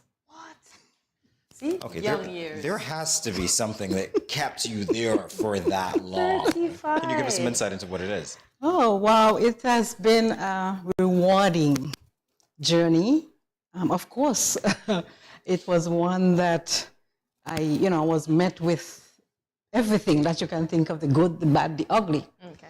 But at the end of it, it was quite rewarding. I felt that that is where I needed to be for those years because, of course, there would have been times that I wanted to leave, but I just couldn't. So it meant that I believe that I just had to be there. Oh, wow. And it was a case where I was able to touch lives, and it was quite fulfilling, being able to touch lives in some really deep ways. I would have traveled the world. I've been all around, the Caribbean, Barbados mainly. I've been to places like the USA, several states. I've been to Guatemala. I've been to El Salvador. I've been to England. Just name it, I've been there. You've been there, nice. And so it's been quite fulfilling. So there are other careers that you could have chosen as a woman. Yes. No pun intended. What attracted you to law enforcement? Honestly, initially, it was really just a matter of job opportunity. Okay. I just needed a job at that time because I came up on the rough side of the mountain, and I could not wait to make my own money and to look after myself based on what was happening at that time in my life. But so when I got in, I thought I would just be there for a few years and be gone. But I soon found out that that was not to be. That's your calling. That I had to remain. Nice. I have nothing but respect for police officers. I think that you and teachers have to deal with a lot, and you basically hold society in your hands. Some before things happen, some after things happen, and society looks to you for a lot of things. In terms of your journey in policing, what can you tell us? I understand it was a job opportunity. That's how it started. Let's go through that progression. Yes. Well, having been employed there, of course, gone through my initial training, came out and would have worked at the Sandy Point Police Station. That would have been my first station, which is where you practice to do everything in an outstation, and especially like Sandy Point. You did just about everything. And from there, I was sent to Nevis. I cried when I when I was told that I was going to Nevis, because back then it came across like punishment. However, it turned out to be a real blessing in disguise, because there in Nevis, there was who was then Inspector Foy. He had become Commissioner of Police eventually, but at that point he was Inspector Foy. He was in charge of Nevis, and he believed in teaching, and he taught, and because Nevis was much slower than St. Kitts, we had the time to do that, so he taught, and he gave incentives, like who came first would get a weekend off, who came second, get an extra rest day, who came third would get a night off, and guess who got all the weekends off? You. I got all the weekends off because I made sure I came first so that I could get the weekends to go home. Yes. I was coming first, even where persons like our now Commissioner, Mr. Brandy, he was a part those times. And I was heading him, yes. Yeah, nice. Mr. Brandy, sorry. I'm wondering if he's found a way to get you back for that. just out of sheer curiosity. But because I I was not living in Nevis, and I had no place to go after work. I just used the opportunity, and I just stuck to the books. I studied, and that even helped me after leaving Nevis to be able to go and pass the exam, the police exam for promotions and all of that. So, like I said, it turned out to be a blessing in disguise. So just to see that sometimes when something is happening and we feel like the worst thing is happening, sometimes it is such a blessing and we can blow it if we're not careful. Exactly. Just want to say that to somebody. Indeed. You spoke to some of the good things, like you're studying and getting where you are today. While policing as a woman, did you experience any form of prejudices? I did experience that. I would not say it was to such a large scale, but there was some. There was some. How did you deal with that? Excuse me? How did you deal with that? Well, I am a very spiritual person. I believe in God. That is my life. And so I just turn to him, and I have strong faith. And I would have seen him just come through for me in every way. When I say everywhere, I would actually spread out on the floor at time and just cry out to him when I experienced those things. And I would just see him just turn things around. And when I said turn things around, I mean, to the point where I would just be amazed. I'm wondering if that's what actually gets you through it, because obviously when you spoke before, you said you've dealt with the good, the bad, and the ugly. The good, the bad, I the imagine ugly. some of the bad and the ugly that you've had to confront would be such that you definitely need to relieve some stress, and you definitely need to be able to continue doing what you do. So that helped you. Religion helped you. How do you de-stress? Well, same way, prayer. Okay. No spa days? Excuse me? No spa days? Yes. Okay. Of course, I do have. Unfortunately for us, we actually have someone who, we can go to and have massages and so forth. That is something that is offered in the organization right now, fortunately. Nice. As a matter of fact, I should have an appointment this week. Look at you. And so forth. But, and I also would have gone to the gym at times.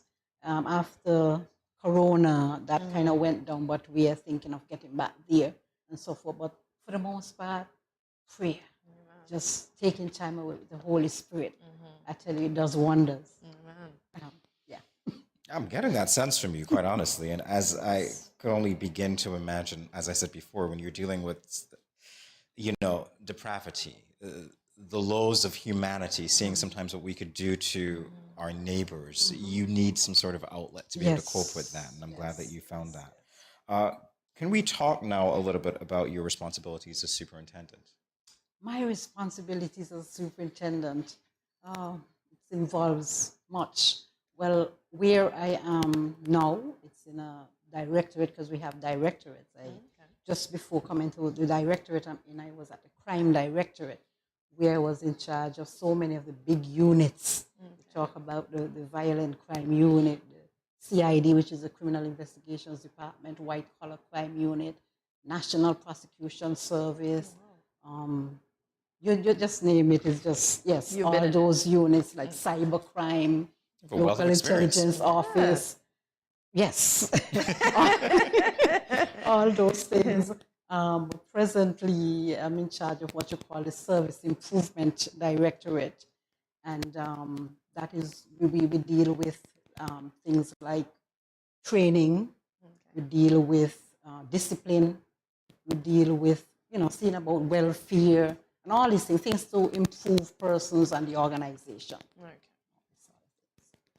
To a female that's watching us right now and wants to become an officer, can you look into that camera and tell them what it takes, and can you encourage them to join the police force if that's the case?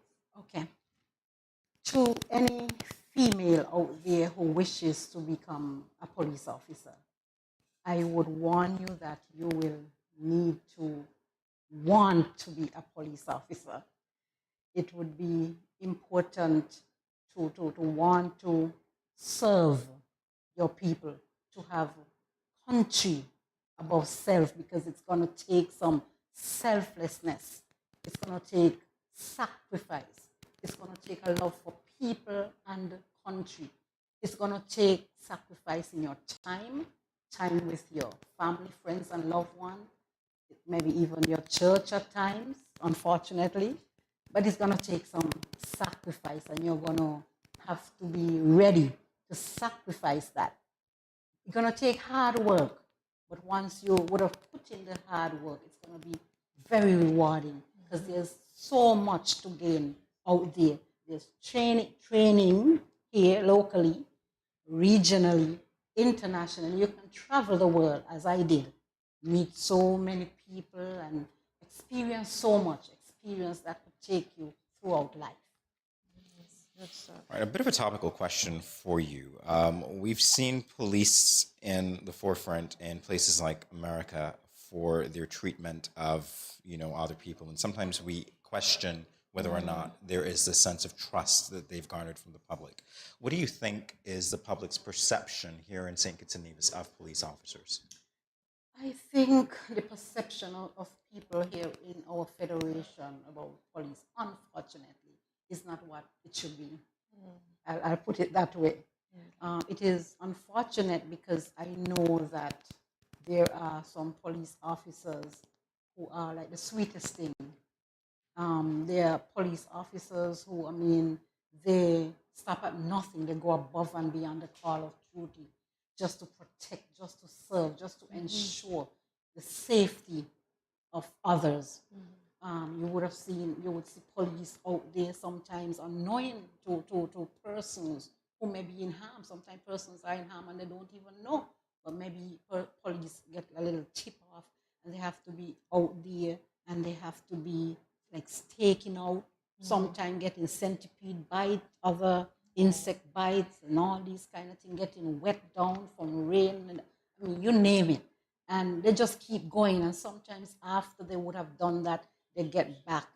And sometimes you're hearing like the kind of beat down that come. Yeah.